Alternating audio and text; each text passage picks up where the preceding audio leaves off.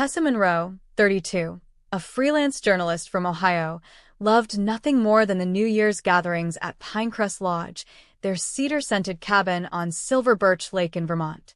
"It's our glue," she would say, weaving warm string lights along the porch railing while her mother, Elaine, hummed soft folk tunes in the kitchen.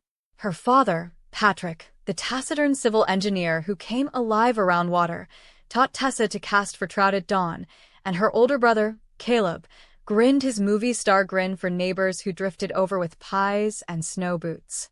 Tessa planned everything: the playlists, the lanterns, the scavenger hunts for the kids. She believed that if she just kept the tradition bright enough, they would always stay close. "You think the bulbs are too warm?" she'd ask her parents. "Perfect," Elaine would say, and Patrick would give one of his rare smiles. The lights winked against the snow, and Tessa felt necessary, the spark that made winter glow. By her late 20s, she was the one hauling plastic bins of decorations from her tiny Columbus apartment, driving all night to reach the lake by sunrise. "You're ridiculous," her best friend, Quinn, would laugh on the phone. "Ridiculously loyal." Tessa would shrug, even though no one could see it. Somebody's got to keep it going. Caleb had moved to Seattle for a banking job and sent messages that said only, "busy," or "next time." When he did appear, it was whirlwind and performative. A perfect charcuterie board, a toast that made the neighbors swoon, an early flight back to the city. "He's trying," Elaine would say. "He's tired," Patrick would add. Tessa nodded, setting another table runner just so. "I've got the rest." She never missed a single year, even when a magazine in Boston asked her to interview in person on the exact weekend of New Year's. "Rain check," she told the editor softly, hanging another string of lights that twinkled like second chances. The work no one saw was the work she loved. She interviewed folk musicians in Vermont diners, wrote about Ohio river towns, and chased little stories into bigger ones until editors noticed.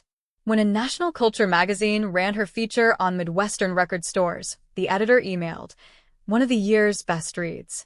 Tessa printed the note and taped it above her desk. She pictured showing Elaine, imagined Patrick clearing his throat and saying, "Proud of you, kid." At spring dinner, she tried. "My feature ran," she said, sliding a printed copy across the table. "That's nice," Elaine murmured, glancing at her phone. Patrick's brows knit. "Freelancing's a rough road. Caleb's got stability. A plan." Tessa smiled as if it didn't sting. "I have a plan," she said gently. "It just has more commas." She cleaned the plates and quietly promised herself the New Year's weekend would prove what she couldn't say aloud, that what she did mattered, too. Late November brought the planning call.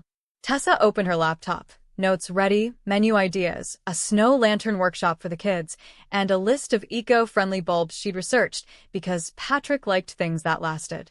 Caleb's square blinked on first, Seattleite behind him.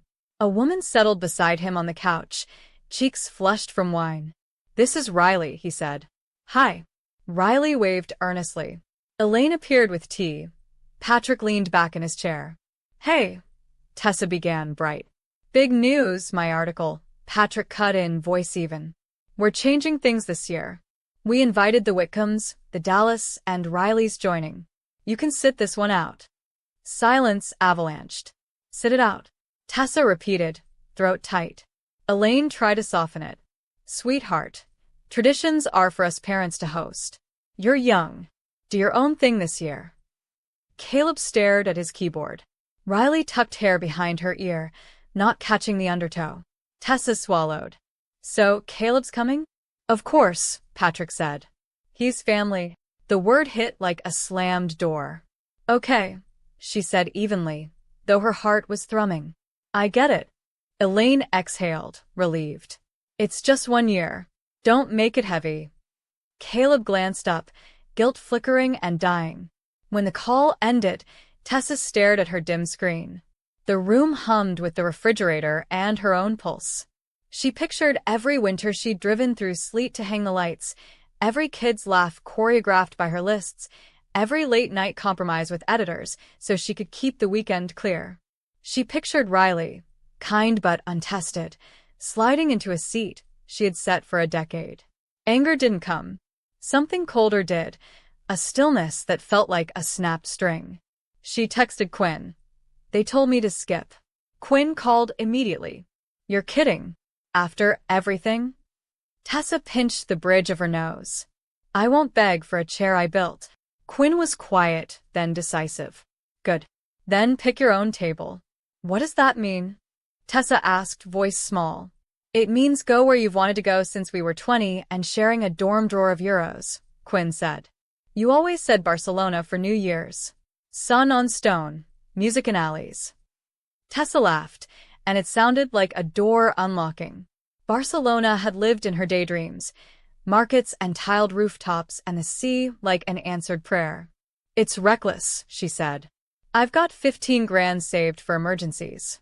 Being erased by your own family qualifies, Quinn replied. Book the flight. Tessa slept badly and woke with the decision beating in her chest. She called a travel agent she'd profiled last year, a fast-talking planner named Sloane Keating. Barcelona, Tessa said. A week over New Year's. A room near the Gothic Quarter, if there's any left. Sloane whistled. Cutting it close, but I like your style. Give me a few hours. By evening, Sloane emailed a tidy miracle, a small hotel on a narrow street where balconies spilled geraniums, flights squeezed between holidays, and a cooking class that promised laughter and paella. The total sat in bold at the bottom, slightly more than Tessa's savings. She stared at the number, breathed once, and wired the money. When her hands stopped shaking, she told her editor at the city paper she'd be offline a week. William Hayes replied within 10 minutes, take it. You earned it. And pitch me Barcelona when you're back. The validation landed where family praise never had. Tessa pulled out her heaviest coat, tucked notebooks into a bag, and slid her camera into its case. You're doing this, she told her reflection. Not to prove anything, just because you can. She didn't text Elaine or Patrick. Caleb sent a quick you good? That she left unread. On the plane, Tessa watched the Midwest turn to clouds, then ocean, then coastline and red roofs and winter sun. Barcelona greeted her with bright stone and the smell of oranges. Her hotel room faced a small square where an old man read the paper beside a sleeping dog. Tessa set her suitcase down and pressed her palms to the balcony rail. This is mine, she whispered. She walked without a plan, letting alleyways choose her feet. She found a cafe where the barista smiled without questions, a bookstore where the clerk wrapped her notebook in brown paper, a square where a violinist's song settled her heartbeat into something gentle. The cooking class met in a kitchen that felt like a postcard, colored tiles, copper pans, a teacher named Mar who wielded a wooden spoon like a conductor. You will cry over onions, Mar announced. They deserve respect. Tessa laughed with strangers, lifting saffron to her nose, learning the language of rice and patience. A woman in her 40s introduced herself as Carla Jensen, a freelance features writer from Copenhagen living out of a suitcase and a stubborn dream. Oh, another feral journalist, Carla grinned. Sit by me. We'll compare scars. They ate too much and talked about deadlines that had broken and miracles that had landed 4 minutes before midnight. My family wanted safe, Carla said, balancing a lemon on her palm. I wanted a life. Sometimes the wanting costs you a chair at the table. Tessa stirred the rice and felt the truth slide into place. She walked for hours afterward, letting the city unspool her knots. She photographed a hand-painted sign on a bakery, a boy chasing pigeons, laundry strung like flags between windows. She posted a single picture of a street glowing at dusk, captioned only with a small orange emoji. Her phone buzzed. Where are you? Elaine. Barcelona? Caleb. You okay? Patrick. Tessa set the phone face down and bought a paper cone of roasted chestnuts that stung her fingers.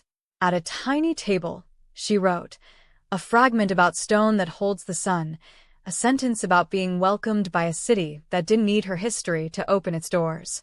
She didn't know if it was an essay or a letter to herself. She knew only that the words felt clean again. On December 30th, Carla tugged Tessa into a writer's meetup in a crowded bistro with fogged windows. Pitches flew. Laughter spiked. An editor from a travel site said, Barcelona on New Year's. With heart, not lists. Email me Monday. Tessa blinked. I can do heart, she said, and Carla clinked her glass. You can do a whole ribcage. They spilled outside into cold air that smelled like cinnamon and stone. You're lighter, Carla said, studying Tessa. Did you put something down? More like I stopped holding a door open for people who didn't want to come in, Tessa answered. Ah, Carla said softly. There she is. New Year's Eve arrived with church bells and a sky the color of brass. In her hotel room, Tessa poured a glass of cheap cava and stood at the balcony while someone practiced trumpet 2 floors down. Her laptop pinged. A video call from Patrick. She hesitated, then accepted. Elaine perched beside him. Behind them, Pinecrest's kitchen glowed with other people's laughter. Riley drifted in and out of frame, cheerful and oblivious. Why didn't you tell us you left? Patrick asked, voice rough. Tessa kept her tone even. Because you told me I wasn't needed. Elaine stiffened. We never said that. You said sit it out. You said traditions are for the parents and Caleb. Tessa's throat tightened, but she didn't look away. I have poured myself into that weekend for 10 years. You never once asked what it cost me. Elaine's eyes flashed. It was 1 year. Patrick added, you're independent. We thought you'd be fine. Tessa laughed, not bitter so much as tired. Independent doesn't mean uninvited. It doesn't mean invisible. Caleb's voice piped up from somewhere off-screen. She's right. He stepped into view, hands shoved in pockets. You two keep me on a pedestal I didn't ask for, and you act like Tessa's work is a hobby. It's not. Elaine looked wounded. We support both of you. You brag about my bonuses, Caleb said quietly. You don't read her bylines. Silence spread like frost. Tessa steadied her breath. I'm not asking for a toast, she said. I'm asking you to see me. Patrick's jaw worked. Come back next year. We'll fix it. Tessa shook her head. No. Not to punish you. To protect me. I'm done trying to earn what should be given freely. Elaine's voice sharpened. So, you'll just walk away from your family? No, Tessa said softly. I'm walking toward myself. She clicked end. The room was suddenly very quiet, the trumpet below resolving into a clear, bright note. Tessa set the laptop aside and let herself cry for the girl who had strong lights to be loved. Then she wiped her face, pulled on a coat, and took her camera into the night. At midnight, the city erupted. Grapes were eaten for luck, strangers kissed cheeks, fireworks bloomed beyond rooftops like good decisions. Tessa stood in the square, laughing with Carla and a circle of people whose last names she didn't know. To the year we ask for nothing we have to beg for, Carla said. To the year we keep the doors we pay for, Tessa added. They clinked plastic cups.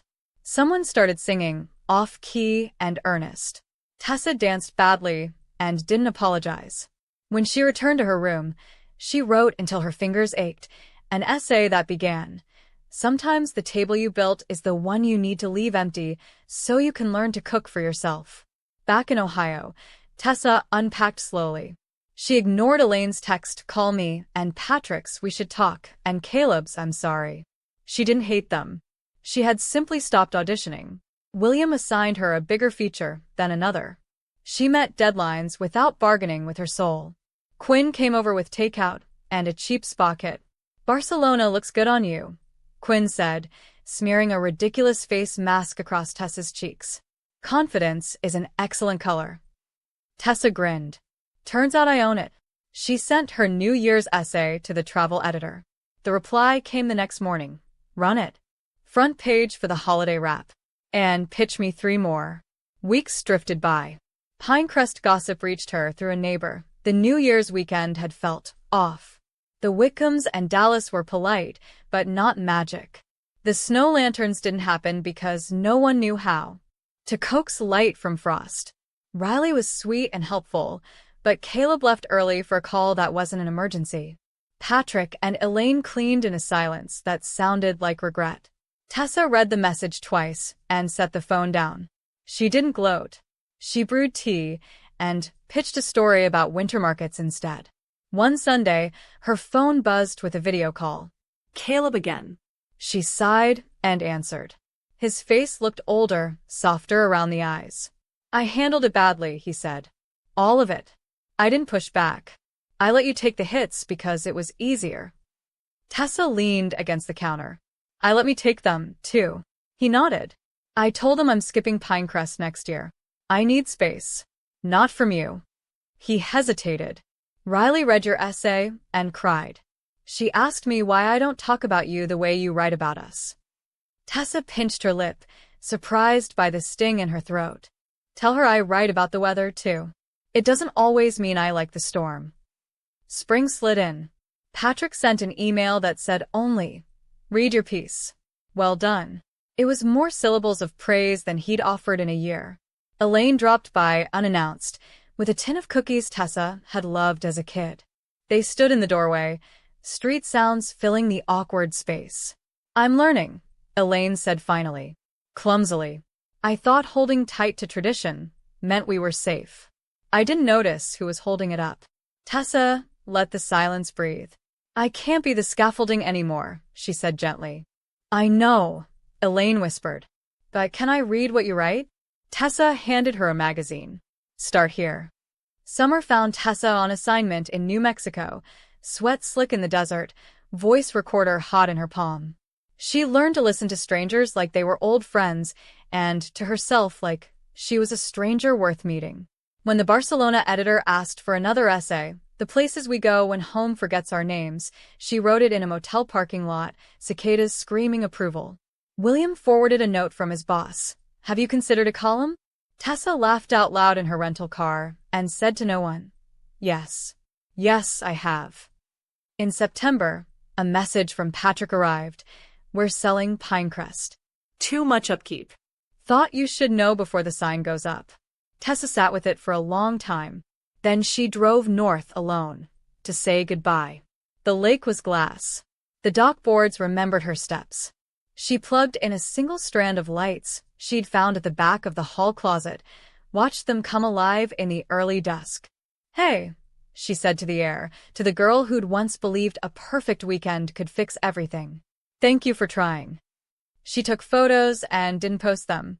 Patrick joined her on the porch, hands shoved deep in his jacket. Your uncle can take the canoe, he said gruffly. You always liked the canoe. Tessa smiled. I liked how you laughed when I couldn't steer. He looked at the lake like it had scolded him. I thought work meant love, he said. Provide. Maintain. Engineer it all so nothing fails. I forgot to love the parts that weren't measurable. Tessa let the admission sit between them like a small fire. I'm not asking you to read every sentence, she said. Just ask what they cost to write. He nodded once, hard. I can do that. Elaine emerged with 2 mugs. The realtor said people want modern kitchens, she said, rolling her eyes. As if joy can be made with quartz alone. She pressed a mug into Tessa's hands. I'm sorry, she added, voice no longer sharp. I tried to be the heartbeat and became a metronome. Tessa chuckled. You mean you kept time while I plugged in lights? Elaine's smile wobbled. I forgot who wired the joy. They stood shoulder to shoulder and watched dusk gather, without calculation. After the sale, Tessa and Quinn made a ritual of little New Year's, a backyard projector, thrift store champagne, a neighborhood potluck where no one had to audition for belonging. Carla sent a postcard from Lisbon with a drawing of 2 women dancing badly. Publishers still want listicles, she wrote. We keep giving them heart. William launched Tessa's column in November. Readers wrote back with their own departures and arrivals. A woman in Montana said Tessa's Barcelona essay made her book a solo cabin for Christmas. A man in Dublin said he called his estranged sister after 10 years. I didn't know words could be permission slips, Tessa told Quinn, blinking fast. December crept in again. Caleb called from a quiet park in Seattle. No Pinecrest this year, he said, trying to sound light and landing on honest. Riley and I are staying put. We're inviting friends and ordering too much food. He hesitated. Wanna come? Tessa smiled into the wind. I can't. I promised myself I'd host something here. Caleb nodded. Good. Send me your menu. They sat in comfortable silence, the kind that had been rare between them since high school. Hey, Tess, he added. I read all 3 of your columns. I brag about you now. She laughed. Finally, using your powers for good.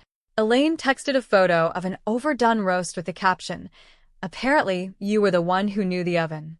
Underneath, she wrote, I'm trying. Will you send me your potato salad recipe? The one with the mustard. Tessa sent the recipe and, after a minute, added a link to her latest piece. Elaine wrote back, I read every word. Twice.